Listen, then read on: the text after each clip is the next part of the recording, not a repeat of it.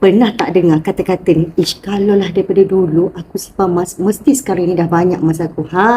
Sebelum itu jangan lupa save dulu video ini untuk rujukan anda masa depan.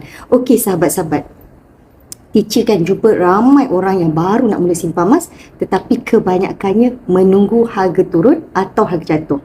Itu satu. Yang kedua, diorang tunggu duit dah banyak, baru nak mula menyimpan.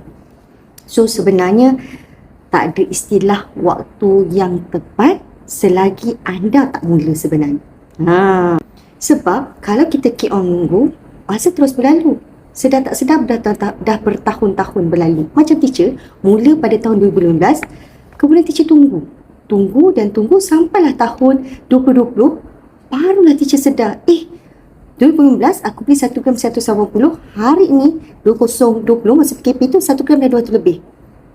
Dan teacher sebab berfikir, kalau lah dulu aku boleh buat banyak, nampak tak? So, kepada bakal penyimpan ataupun new goal saver, jangan tunggu harga rendah, tapi sebaliknya, konsisten dan terus mulakan sekarang.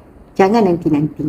Kesalahan terbesar sebab kita selalu menanti-nanti, tertunggu-tunggu, akhirnya tak mula pun. So, agaknya kalau lah kita duduk tunggu masa sesuai, bila agaknya nak mula ya?